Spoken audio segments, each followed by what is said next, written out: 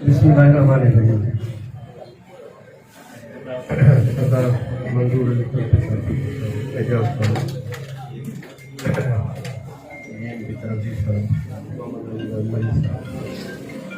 जेकी में मौजूद मोज़ीन आहिनि सहाफ़ी हज़रात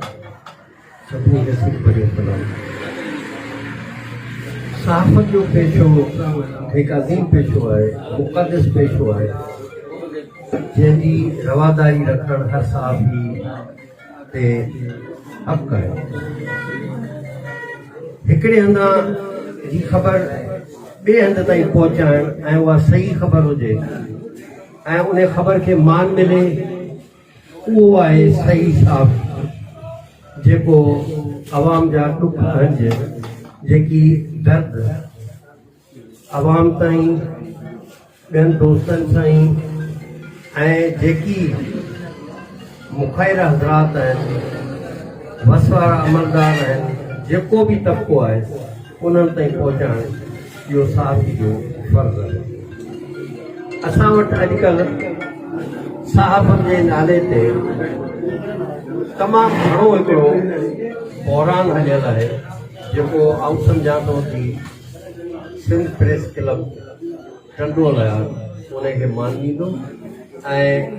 उन पंहिंजी कोशिशि सां अहिड़ियूं यानी रिवायतूं क़ाइमु कंदो जंहिंजा जेकी बि सहाफ़ी दोस्त आहिनि टंडे रियाज़ जा या पूरी सिंध पाकिस्तान जा जिन खे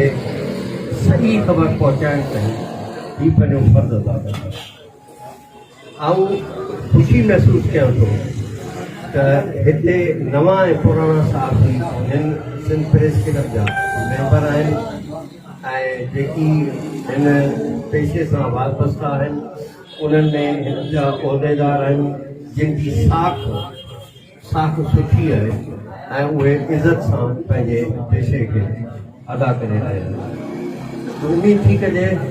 त हीउ पंहिंजो जेको सहाफ़ती फ़र्ज़ु आहे, जेको मुक़दस पेशो आहे, उहो उनखे थोरे नमूने सां अदा कंदा ऐं कंहिं बि अहिड़े तनाज़े जो हिसो न थींदा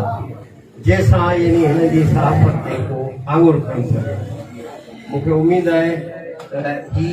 वधंदा विझंदा ऐं जिन बि जिन सां लाॻापियल आहिनि इदारनि सां उन्हनि जी इज़त बरक़रार रखंदा ऐं इंशाअल्लाह अॻिते वधी